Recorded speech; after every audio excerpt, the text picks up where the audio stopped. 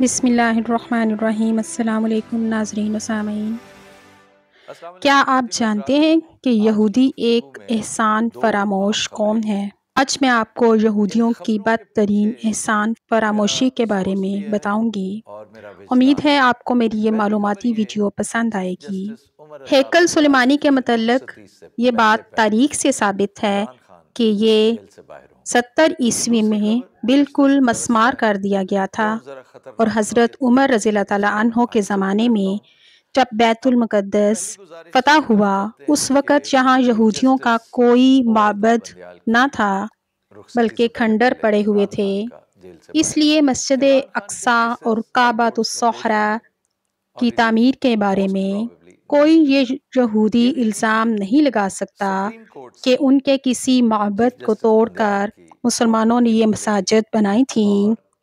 یہ بات تاریخ سے بھی ثابت ہے کہ رومیوں کے زمانے میں فلسطین یہودیوں سے خالی کرا لیا گیا تھا اور بیت المقدس میں ان کا داخلہ بھی ممنوع تھا۔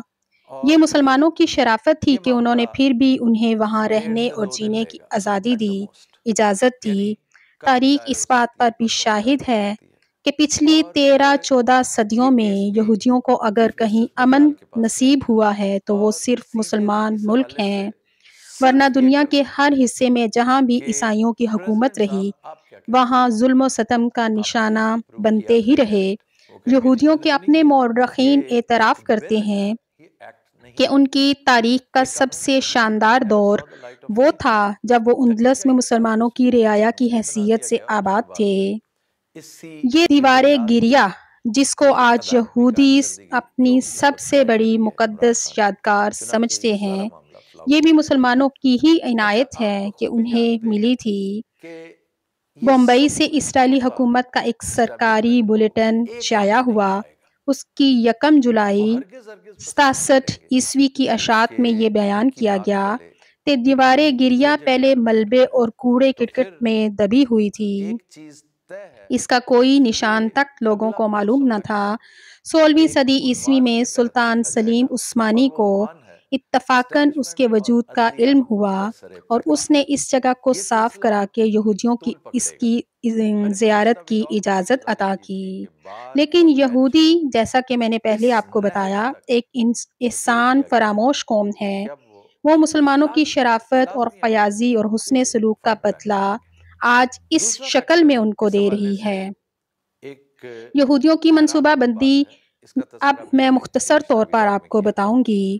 ان ظالموں نے کس طرح باقاعدہ منصوبہ بندی کر کے فلسطین اور بیت المقدس پر قبضہ کرنے کے لیے کام کیا۔ سب سے پہلے ان کے ہاں ایک تحریک شروع ہوئی کہ مختلف علاقوں سے یہودی ہجرت کر کے فلسطین میں جا کر آباد ہوں اور وہاں زمینیں خریدنی شروع کر دی۔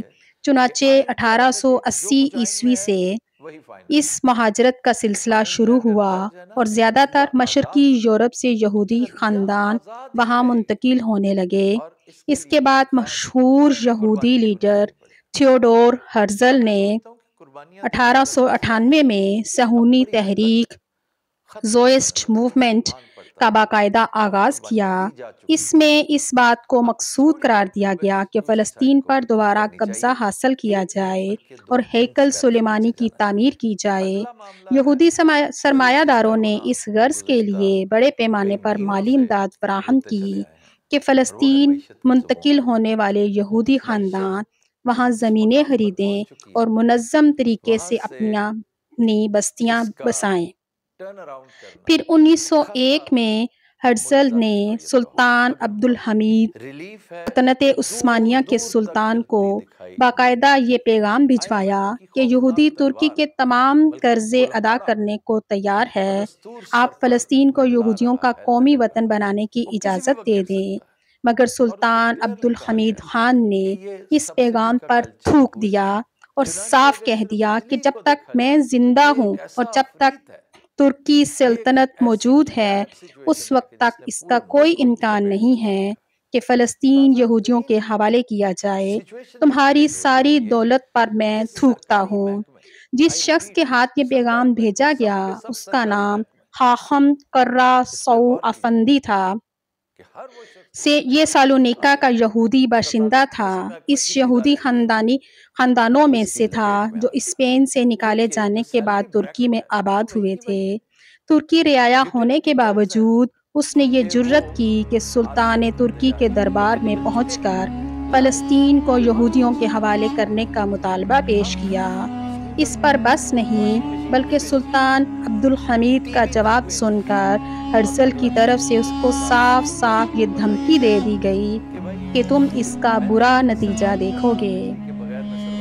چنانچہ اس کے بعد فوراً ہی سلطان عبدالحمید کی حکومت کا تختہ الٹنے کی سازشیں شروع ہو گئیں، جن میں فری میسن، دونما اور وہ مسلمان نوجوان تحریک شریک تھے جو مغربی تعلیم کے زیر اثر آ کر ترکی قوم پرستی کے علمبردار بن گئے تھے۔ ان لوگوں نے ترکی فوج میں اپنے اثرات پھیلائے اور 7 سال کے اندر ان کی سازشیں پختہ ہو کر اس منزل پر پہنچ گئیں کہ سلطان عبدالحمید کو معزول کر دیں۔ اس موقع پر جو انتہائی عبرتناک واقعہ پیش آیا وہ یہ تھا کہ 1908 میں جو 3 آدمی سلطان کی معزولی کا پروانہ لے کر ان کے پاس گئے تھے، ان میں سے 2 ترک تھے اور تیسرا وہی خاخم قراسو افندی تھا جس کے ہاتھوں ہرزل نے فلسطین جب وہی یہودی ان کی معزولی کا پروانہ لیے ہوئے ان کے سامنے کھڑا ہو گیا۔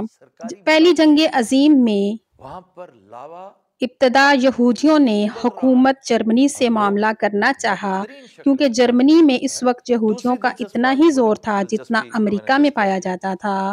انہوں نے قیصر ولیم سے یہ وعدہ لینے کی کوشش کی کہ وہ فلسطین کو یہودیوں کا قومی وطن بنوا کر رہے گا، لیکن جس وجہ سے یہودی اس پر اعتماد نہیں کر سکتے تھے وہ ایسا کرے گا وہ یہ تھی کہ ترکی حکومت اس وقت جنگ میں جرمنی کی حلیف تھی۔ یہودیوں کو یقین نہیں آتا تھا کہ قیصر ولیم ہم سے یہ وعدہ پورا کر سکے گا۔ اس موقع پر ڈاکٹر وائس مین آگے بڑھا۔ اس نے انگلستان کی حکومت کو یہ یقین دلایا کہ جنگ میں تمام دنیا کے یہودیوں کا سرمایہ اور تمام دنیا کے یہودیوں کا دماغ اور اس کی ساری قوت قابلیت انگلستان اور فرانس کے ساتھ آ سکتی ہے اگر ہم کو یہ یقین دلا دیں کہ ہم فتح یاب ہو کر فلسطین کو یہودیوں کا قومی وطن بنا دیں گے۔ ڈاکٹر وائس مین ہی اس وقت یہودیوں کے قومی وطن کی تحریک کا علمبردار تھا۔ آخرکار 1918 میں انگریزی حکومت سے وہ مشہور پروانہ حاصل کر لیا گیا جو اعلان بلفور کے نام سے مشہور ہے۔ یہ انگریزوں کی بدنیتی کا شکار ہے کہ ایک طرف وہ عربوں کو یقین دلا رہے تھے کہ ہم عربوں کی ایک خود مختار ریاست بنائیں گے اور اس غرض کے لیے انہوں نے شریف حسین کو تحریری وعدہ دے دیا اور اسی وعدے کی بنیاد پر عربوں نے ترکوں سے بغاوت کر کے فلسطین اور عراق اور شام پر انگلستان کا قبضہ کرا دیا۔ دوسری طرف وہی انگریز یہودیوں کو باقاعدہ تحریر دے رہے تھے کہ ہم فلسطین کو یہودیوں کا قومی وطن بنائیں گے۔ یہ اتنی بڑی بے ایمانی تھی کہ جب تک انگریزی قوم دنیا میں موجود ہے وہ اپنی تاریخ پر سے اس کلنک کے ٹیکے کو نہیں مٹا سکے گی۔ پھر ذرا غور کیجئے کہ فلسطین کو یہود کا قومی وطن بنانے کے آخر کیا معنی تھے؟ کیا فلسطین کوئی خالی پڑی ہوئی زمین تھی جس پر کسی قوم کو آباد کر دینے کا وعدہ کیا جا رہا تھا؟ وہاں 2-2.5 ہزار برس سے ایک قوم آباد چلی آ رہی تھی۔ اعلان بلفور کے وقت وہاں یہودیوں کی آبادی پوری 5% بھی نہ تھی۔ ایسے ملک کے متعلق سلطنت برطانیہ کا وزیر خارجہ تحریری وعدہ دے رہا تھا کہ ایک قوم کے وطن میں دوسری قوم کا وطن بنایا جائے جو دنیا بھر میں 1900 برس سے بکھری ہوئی تھی۔ اس کا صاف مطلب گویا یہ وعدہ کرنا تھا کہ ہم تمہیں موقع دیں گے کہ عربوں کے جس وطن پر ہم نے خود عربوں کی مدد سے قبضہ کیا ہے، اس سے تمہیں انہی عربوں کو نکال کر باہر کرو اور ان کی جگہ دنیا کے گوشے گوشے سے اپنے افراد کو لا بسا دو۔ یہ ایک ایسا ظلم تھا جس کی نظیر پوری دنیا انسانی تاریخ میں نہیں ملتی۔ اس زخم پر نمک پاشی یہ کہ لارڈ بلفور نے اپنے اس خط کے متعلق اپنی ڈائری میں یہ الفاظ لکھے تھے: ہمیں فلسطین کے متعلق کوئی فیصلہ کرتے ہوئے وہاں کے موجود باشندوں سے کچھ پوچھنے کی ضرورت نہیں ہے۔ صہیونیت ہمارے لیے ان 7 لاکھ عربوں کی خواہشات اور تعصبات سے بہت زیادہ اہمیت رکھتی ہے جو اس قدیم سرزمین میں اس وقت آباد ہیں۔ بلفور کی یہ ڈائری، یہ الفاظ آج بھی برطانوی پالیسی کی دستاویزات کی جلد 2 میں ثبت ہیں۔ اس سے ثابت ہوا کہ یہودی ایک احسان فراموش قوم ہے اور مسلمانوں کی ازلی دشمن ہے۔